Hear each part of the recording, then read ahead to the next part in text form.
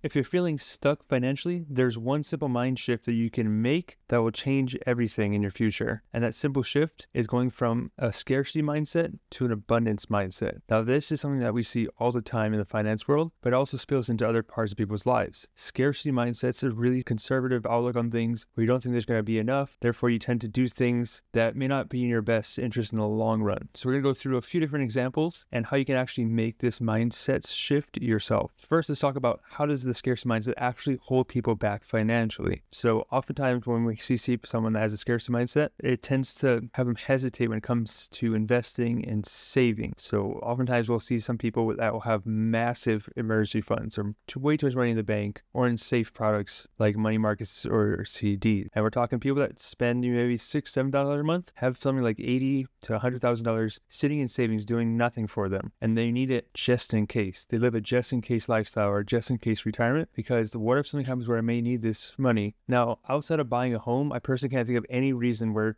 something would happen where you need $80,000 to cover that bill. If it is something that catastrophic, that's typically why you have insurance for. If your house burns down, I got home insurance. If I wreck my vehicle, I have car insurance. So most of those big things in your lives that are very costly are actually taken care of through your insurance. So I'm sure you're paying monthly anyways. Now, even with all that insurance coverage and stuff, some people just have that mindset like, I need this money for just in case. And that can really hold you back. If that money's not being invested, or if you're not even spending it for, vacations, things like that, you're really just missing out on life. So while it is important to have emergency funds, you need to be mindful of how much you actually need, what's actually enough, and what is too much. At some point, it's just going to be too much on one side, and too much of a good thing is a bad thing. If you heard that saying before, the same applies when you have too big or too much money inside of your emergency funds. I often see this a lot with new or younger teachers just starting off, where I try to get them to start up their 403B plans, and they're hesitant because this is their first job. They're not sure what their monthly bills are yet. They're renting, maybe they just bought a home, they got student loans to pay back, and they're like, I don't think I can do it. I'm just too worried about money. What if I lose money? I don't want to lose money. And the thing I always have to step back and say is, when you invest, for the long run, you're investing in yourself. And if the $100 you put into the account goes to 80, does that affect your lifestyle or make you lose your home? And then they always kind of smile, like, well, I guess not. That's because you're living off your income, not that investment. Your investment isn't producing your income yet. So while you're still working, the income you're getting from your job, from the hours you're putting in, is really what you're spending on your lifestyle. All the money you have set up for the future, you should be taking more risk with, because whether or not that goes up or down, it's not going to impact your day-to-day life. So that scarcity mindset is something that holds people back, especially at a young age. Now, the scarcity mindset I see often in other problems as well. So oftentimes I hear the people will say, hey, I can't afford to do this. I can't go on this vacation. I can't make it. I'm too busy. So they live in a I can't mindset where I can't, instead of asking the other way, which is how can I, right? How can I afford this? How can I make time for this part of my life? I can't go to the gym today. How can I make time for the gym today? Can I wake up earlier? Can I work later? Can I do something at home? So there's always ways around it. And that's really the scarcity and abundance mindset coming in play there, right? When we live in a scarcity mindset, there's never enough time of the day to do things. An abundance mindset, when you think about it, I got 24 hours to do stuff. That sounds like it could actually be a lot more time than people realize. So it's important to identify those areas in your life. And when you catch yourself saying I can't, or have any kind of those negative thoughts, try to go and have a positive one and see how you can make it work. Case in point, as when I coach track, I coach from 2 to 5, something like 6 o'clock at night. That takes up a big chunk of my day. And instead of saying, hey, I can't coach this year because I need to work those hours, instead I often will wake up at 4:30, 5 o'clock in the morning and put in extra hours just so I can free up that time in the afternoon. So it's not, hey, I can't coach this year because I have too much time. It's how can I make it work? And I find the time to be. I even started taking on meetings at 6, 7 o'clock at night just to make it work out. So typically a solution for most things people face. Now, if you want to elevate your mindset even further and go from I can't to how can I, is to go from how can I to who can I. So it's not how can I do this, it's who can I find to do this for me. That's how you leverage your time. Because if time is something you're short on, that's what you're trying to optimize, is I don't have the time for this. And maybe it's, how can I do it? Where can I find the time? Maybe there is no time, then the next step would be, who can I ask for help for this? So if part of it is cleaning the house, you could look at getting some help, once or twice a week for someone to come in and help tidy up the house. If it's cooking meals, you can get a meal prep service. You can do something like, HelloFresh, when it comes to your door and it's real simple. You can have a personal chef come in, you can order takeout. So there's other ways you can leverage other people's time to free up yours. And that can be applied in many different areas of your life, but go from how can I to who can I is really the next level in thinking and another step deeper into the abundance mindset. Now, the third third thing that the scarcity mindset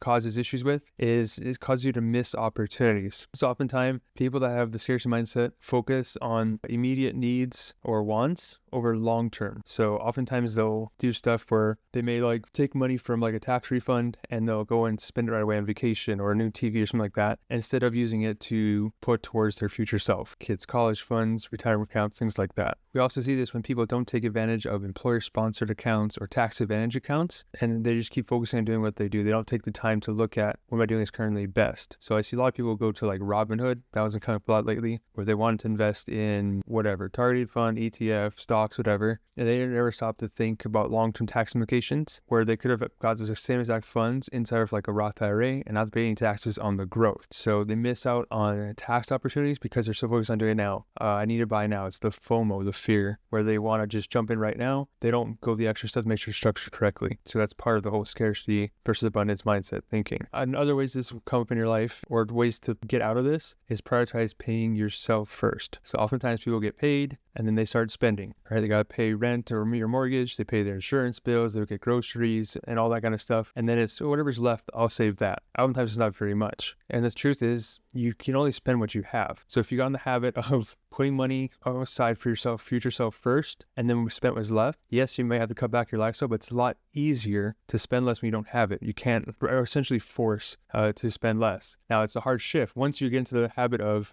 saving what's left, it's really hard to go back to saving first, having less, and having to cut back. People don't like to cut back on things. We don't like canceling Netflix because we enjoy it. So that's a tough thing to do, but if you're in the habit of it, it will help you so much in the long term. Most people on Plan 3 are often shocked by how much money they have when they go to retirement. They'll have $500,000, $800,000 in there. And it's just because they were consistent and saving. They didn't have any other choice. They were forced to save the entire career into this account. They couldn't take money out or stop the payments any time. It was forced saving. So they were forced to pay themselves first. And because of that, they end up with a lot more money than they probably otherwise would have. If Plan 3 ever changed and they made it optional to fund it, or they let people reduce or make changes, there's be a good chunk of people that would take advantage of that and then not have as much money in the long term because they aren't as disciplined. Another concept to understand is the power of compounding interest. So people with scarcity mindsets often think that they can't get very much in the marketplace, that, hey, I'll just take the 0.5%, the 3% interest that my savings account pays. I'll just take what the CD gives me, and that's just that. That's fine. Instead of thinking, hey, can I put it somewhere else to generate more? Even though there's more risk, if it can give me more income over time, they don't want to take that risk. They don't think that companies can somehow keep producing at 5, 6, 7% per year. And so they are worried that there's always going to be some type of crash or if global event that happens and it's going to wipe all their money out. What if the market goes away? Right? What if the S&P 500 doesn't exist anymore? And the chances are, if the S&P 500, which is the 500 biggest companies in America, somehow go bankrupt all at the same time, we probably have a lot bigger problems going on than just losing your money. So the chances of that happening are very slim to none. And that's the scarcity mindset. What if I lose it all? I don't know any client that has lost all their money solely from investing in the markets. They lose money when, that's not to say that money doesn't go down. It's they never typically run out of money if they just wait and hold. If they get scared and go to cash at the bottom of the market, like I've seen some people do in 2008, 2018, 2022, yeah, that's not going to help at all. But oftentimes it's the other things where they pull money out for things that they think are priorities that really aren't, and they essentially kill their investments or what's going to grow for them. And that opportunity cost is just so big, then they understand what they're really doing in the long term. So the mind shift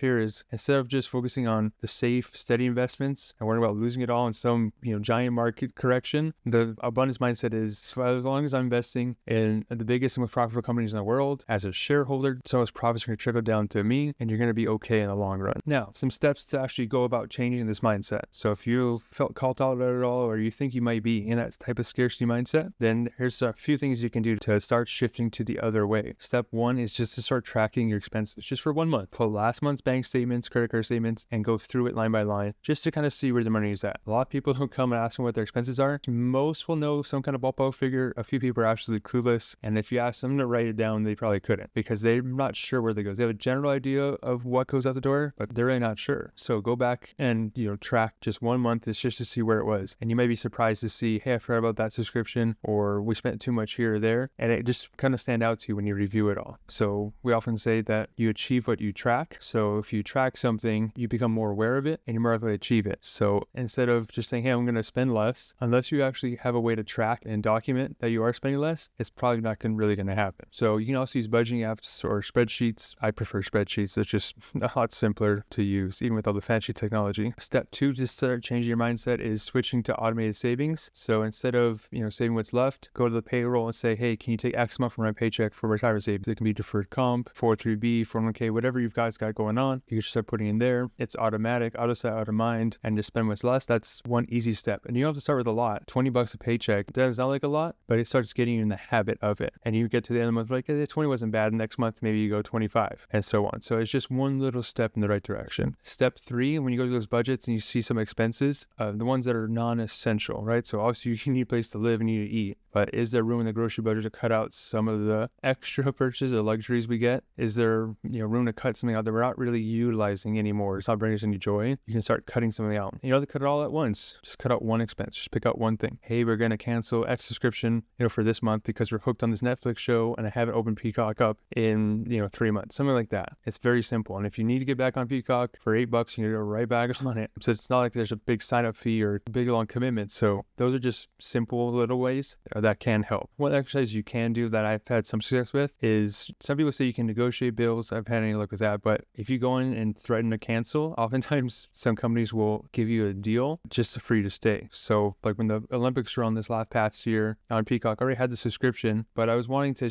all I want to do is switch from paying monthly, pay annually. And they didn't really have that option. I essentially had to cancel and re-sign up. So I went to go do that, hit the cancel button, and they said, hey, would you like it free for 6 months? I'm not going to say no to free for 6 months. So I did exactly that. And when that 6 months is up, I'm going to go try it again. So you'd be surprised what can happen when you actually do go to cancel. They may give you free trials or just give you no costs altogether. I had one software that I used for the business. I was paying $12 a month for. It wasn't bad. They said they're going to increase costs. So I said, I'm not really using it that much. I'm just going to cancel anyways. And they said, wait, would you like it for $4 a month? I said, yeah, absolutely. I just cut my costs by 60%. I'm going to take it up. So don't be afraid to go cancel, look around, and just kind of see what the offers are. So they're just little things that you can start doing to going from scarcity to the abundance mindset. So it's important to think of your financial mindset as the lens of a camera. A scarcity mindset is like a scratch lens. It kind of distorts the picture, whereas abundance mindset gives you, the clarity of showing you of the full beauty of what's possible. All right. And with that said, that's the end of today's video. Down below, I've got a link to the new free community I'm building out. It's specifically for Washington State employees planning for retirement. It's free to join. We've got over 50 members in the group already. I'll be posting some free courses there shortly. So if you're a member there, you get access to all that. All of that is exclusive to that platform. It's not going up here on YouTube. So if you want access to that, feel free to join. It's still free as of today. So hop on there. And until next time, remember that your future depends on what you do today.